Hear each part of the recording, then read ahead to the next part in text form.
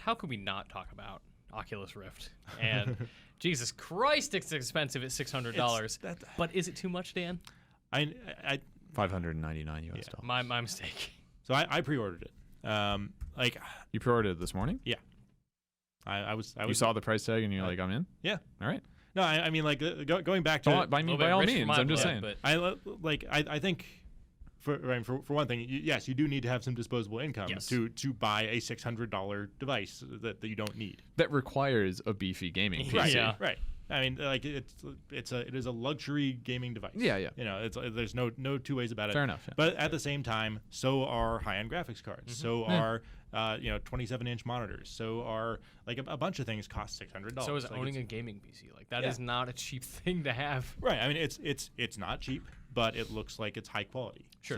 So like I kind of. Are you excited about? Oh, absolutely. VR stuff? Have Hugely. you played stuff that's like really fantastic in VR? I've hardly spent Not any on time Oculus. using VR. Valve's thing is what really changed my mind about it. Like I played some Oculus stuff because you set it up in the office, one of the dev kits, months and months and months ago, and I was like, this is really cool, but it's not like gonna change the way I think about games. But then I played on Vive, and I was like, okay, So I mean, I'm on board. there's Super into VR. There's the difference between games that are not made for VR and having it's like, okay, we're gonna do this in VR. Like Alien Isolation, we played some of that. That worked fairly Half-Life well. 2, it's like this Half-Life is 2 neat. is kind of kludgy, just aiming and stuff. Yeah. Especially with a low res screen. The difference between stuff like that and a game that's designed for it is huge. It's tremendous. Like all the stuff that Valve has been showing with the Vive has been designed specifically for VR with VR inputs, stuff like that. So it's what is the Oculus killer app for you? What's the thing that what's the software that makes it Lucky's worth Tale. owning that thing?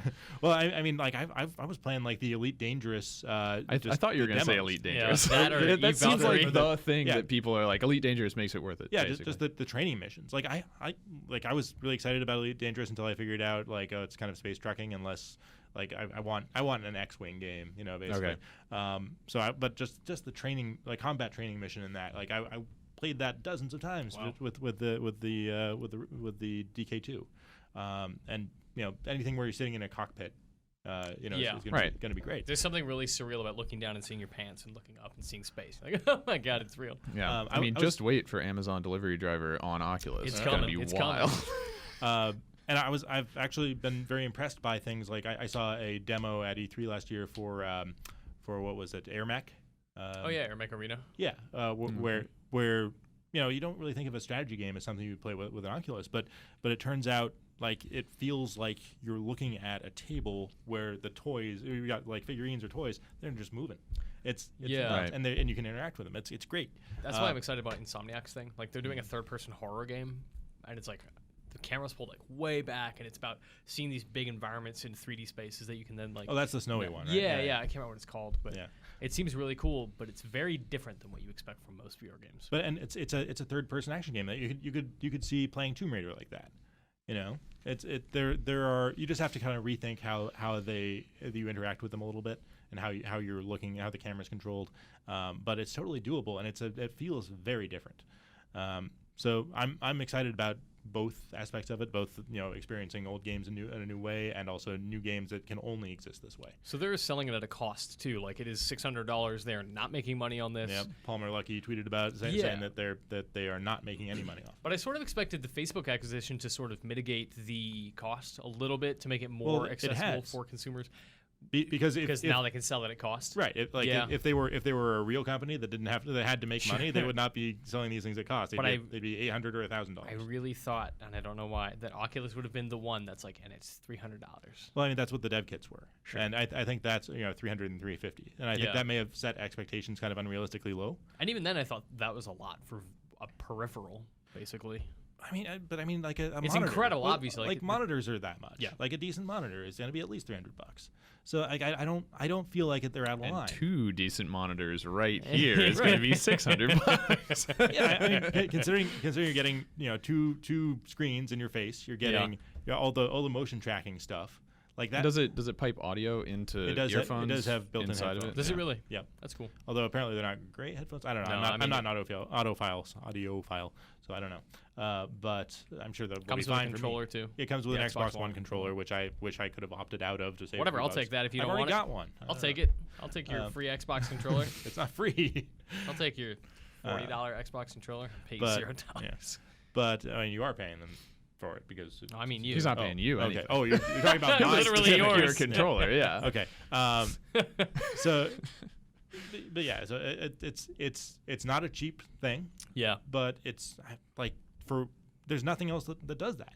There's no other way to experience that. So, like I feel like saying it's overpriced, it seems weird to me because there's nothing to counter that. Sure. Yeah, And I think Also, let's consider that in our pockets right now we all have at least $600 phones, probably. Well, I don't know, yours is pretty old. But when it came out, I've never paid that much for phone. That's something that like your cell phone contract subsidizes the cost of the hardware. Yeah. I would not write a check. I would not take out my checkbook and do you write have a an check iPad? for $600. I have an iPad. Yeah. It was a few $100 when I But I bought feel it, but it like wasn't $600. those All I'm comparisons saying aren't is totally like one-to-one because those are No. versatile devices that do more and have more personal life utility, and you can take them places. But and get but- along. but like there- putting that aside, I guess all I mean to say is I think all that we're pointing out is like there are people who that price is equivalent to something that they think is worth the experience is worth that much money. And like if we're sitting here and we're like, "Ooh, that sounds like a lot," it's like, okay, well that means Yeah. that You means just it don't doesn't get pass that. that bar for us. Yeah. It passes that bar for other people, and then when the price comes down, Yeah. maybe people who are like, okay, 400, okay, and so and like just to be so it clear, goes. there's no one here is saying that $600 is a trivial amount of money. Sure. No. Like it is a lot No. of money. Yeah. It is a luxury item. Yeah. And your point is that like $600 is literally what this thing is worth. Yeah. What the hardware, this amazing piece of technology is worth. And Yeah. like nobody, like if somebody was selling something, as good or better for less, then yeah, it's overpriced. Right. But And I mean, I'm sure anybody like us or whomever that's listening that they don't want to pay $600 for it, and they're cool with waiting a year Yeah. or two. absolutely, not gonna be Like, that $600 thing, anymore. It's too expensive for me, but like Oculus Rift is not too expensive. It's just too rich for my blood. Right. And so there are people that are going to be like, yes, I'm in day Yeah. one. I have to be experiencing this right now. It's worth it, and that's great. Yeah, and it's not something that everyone is going to have right now. No. Like It's not something that everybody's going to have when it's $300. Yeah. But like it's going to be a lot more accessible to more people that are less invested when it is at that point. So I'm curious about not necessarily why, but like what the delay of the touch controllers means for this. Like they're going to be selling that later on. I'm a little concerned about like what those are going to cost in addition to the headset. Like it's starting to add up a little bit when you look at what the full Oculus experience requires. yeah, I would be surprised if the Oculus Touch controllers ended up being less than $100. I mean, I'll be very surprised because maybe- you're getting two of them. And Maybe when the Yeah. touch controllers come out, you know how like if you had kickstarted the dev kit, you just get they're sending you a consumer version. Yep. Maybe if you pre-ordered now, they'll just send you some controllers when it comes out. I mean, When they come I out. That could be pre-ordered. cool. So the only thing I got the option for was like, hey, we Reserve your we'll spot. save your spot I see. for the touch controllers. So I see. maybe So I'll maybe get not. first crack at those when they come along. Yeah. But Ooh. yeah, but yeah, I mean like $100 for two controllers basically. Sure. I don't think it's going to be an unreasonable amount for what you're getting. But it again, not a trivial amount of money. No. Like this is going to be an investment to be on the forefront of VR. Like Yeah. a car, I'm like, man, that thing is probably worth $30,000, but I definitely Like- do not have $30,000. That's Yeah, why I it's- just don't- wonder I don't know about if I don't know if a Tesla is overpriced either. Yeah. Like Yeah, that's just why I wonder what the killer app is. Because it's like, Lucky is it the training it's mission absolutely of not. Eve Valkyrie. Elite Eve Dangerous? Valkyrie. Yeah. Because I don't know. It's sort of like, you can say that the hardware for XYZ game console is worth the sticker price, but like the real question is what am I going to be playing on it that Right. makes me want to spend a bunch of hours with it? yeah, It's something I mean, that's not just a novelty of like, wow. Yeah. I mean, it definitely 3D. it definitely is not going to have a bursting out of the gate must play game. Yeah. Like that's definitely There true. isn't anything that like when you get the consumer version, you're like, I'm going to be playing. There is cool this. stuff. Like Adrift is coming and Eve Valkyrie is coming, and Right. there are cool VR games, but Okay. like we've had so little exposure to them that it's hard to determine like, oh, this is a great game and B Yeah. a great VR game. That just seems like a problem for them because Absolutely. like I feel like they started sending dev kits out 3 years ago, 2.5 years ago, Jesus. 2.5 years ago, Yeah. maybe. And I assume their idea was this will let there be a bunch of games that are ready for people to buy when the consumer version comes out. And I feel like the consumer version is going to come out, and I just don't know what people are going to be playing on them. Yeah, I mean, there are going to be a bunch of just smaller games. Yeah. And I think people are still getting their feet wet. They're still trying to figure out what works in VR and what doesn't. Yeah. One thing I'm looking forward to is Super Hot. Yeah. Like I played that in the on the DK2 like a year or two ago, and just like being able to actually tilt your move head out of the way, out of the way as of you move away yeah. from the microphone, back the microphone away. Yeah, and like that is a novel thing that you can only do in VR. 3D stereoscopic Yeah, sound. I don't know. I played the demo on PC and was like, it's neat to just move out of the way with my WASD, but there is a certain appeal to like literally moving out of the way. Yeah, with VR, just having that sense that your body exists in this space. Yeah. is crazy. Like, And I played that game on like their current version of that on just a normal PC, and it was really cool. And I can totally see how being able to actually like dodge and move, by moving your head and stuff would actually add something to it, and that's cool. And it is, and it also fits because it's way less about like traditional FPS. I think are a hard sell for VR just because looking and moving and having a body and being in the world, but like Super Hot is much more about like you only move for short bursts in a really intentional way, so it probably still feels all right to have the headset on while you're doing it, I would imagine.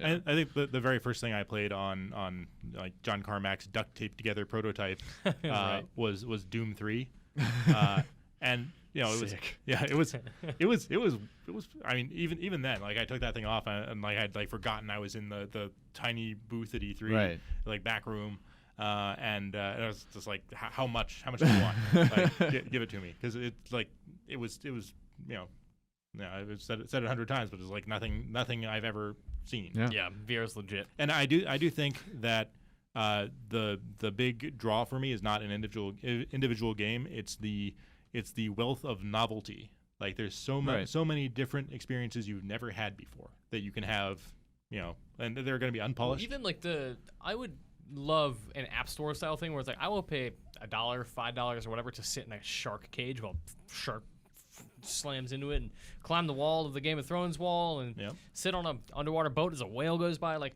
that sort of stuff is not a game, but it's cool and experiential. There's going to be lots of non-gaming applications for it. I mean, like when Zuckerberg bought Oculus, that they was saying like that's lots of tourism, education opportunities that all sound great. Yeah, and like conceivably, like the like even like the Republican debates were live streamed through the Samsung VR. I remember Gear VR. Gear is really cool. I remember when the sale happened, the quote that I read from Zuckerberg was like, "Be courtside at a Lakers game," and I'm like.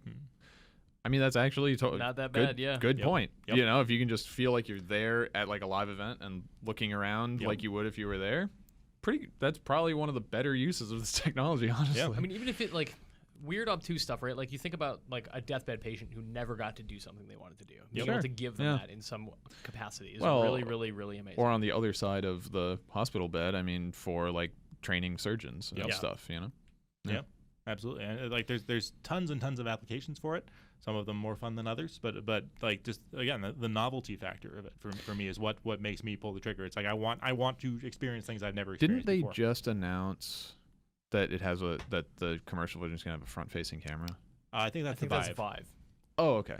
Because the thing that makes me think of, just as far as like medical training or something, right, is like if you had an Oculus and it was like this is a surgeon simulator. There we go. There you go. If you were liver out the back of the ambulance. But if it was like an actual like surgery training program, the problem would be you couldn't see your hands, etc. Right. But if it had a front-facing camera, you can basically then do augmented reality with it, and it could track your hands, and it could be doing an overlay of like the training thing onto the actual real world, and it could track that your hands are like interacting with something. That's or whatever. the dream of the HoloLens. Right. That's more of what that's built. Yeah. For. HoloLens is a long way to go. Yep.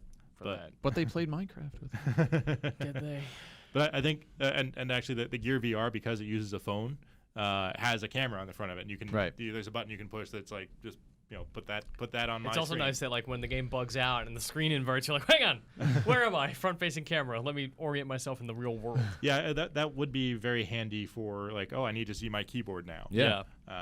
but at the same time, it is nice to come up for air once in a while. I really wonder if mobile VR will keep up with something like Oculus, like how the sales compare, what the audience is going to be. Oculus is partnered with Samsung. Sure, on yeah. the I VR. just like in terms of like adoptability, like what are people purchasing? Because a $100 Gear VR thing, obviously it's limited by the number of people who own Samsung devices, but it's very specific Samsung devices. It is, but it's very, very affordable. So like, can somebody find a middle ground where any mobile device will work, especially Apple? Like Apple has to be looking at this with some sort of interest. Yeah. Or somebody will just make a. I mean, there's no reason you couldn't make a third-party add-on for an iPhone. You think Apple is looking at Apple VR? No. I'm dubious. No, you don't think so? I mean, someone in there has fucked with it. Somebody, Definitely. sure. That's definitely happening. But I'm not seeing a future where there's an Apple VR headset. Not anytime real soon. I feel like they're like I read some kind of I read something that maybe just speculated that they were getting into like driverless cars and stuff. And I'm like, that sounds like some Apple. It seems like Apple would go straight past the like, forget about your little VR stuff. We're making cars. Yeah, they're like, it seems absolutely like, doing the car. You know, that could be. I think they're calling it Project Titan. But anyway, There's not no creepy world good. in which Apple has not experimented with VR. At the very least. There's some VR headsets in Apple headquarters somewhere. You are almost. I just want mobile VR for my iPhone. I just want a stupid Galaxy thing to fit my phone. But I mean, it like I've used the Samsung Gear VR quite a bit, and it's nice, but it's it's Rift. A significant quality difference, but it's still convincing. And yeah, I mean, for $100, yeah, like I mean, right on. Yeah, I mean, there's some neat stuff. It's great. It's great for demoing. Actually, when GDC is in town, like every time I walk by like a restaurant with an open area outside, like there are like 2 or 3 people in there demoing stuff on Gear VR. Because it's just much more portable. Like there's having no wire attached to your head is a big deal. That'll be Vive's big struggle, I think. Yeah, because you look you're like supposed to the be moving Predator around in your living room. Yeah. I mean, I've actually heard people talk about like tying it to the ceiling, so it's so there's a cord coming down from above instead of just dangling. Yeah. Interesting. VR's weird, man. But yeah, I'm signed up. I'm getting one. I'm excited. I'm excited for you to bring that into the office and for me to tinker with it.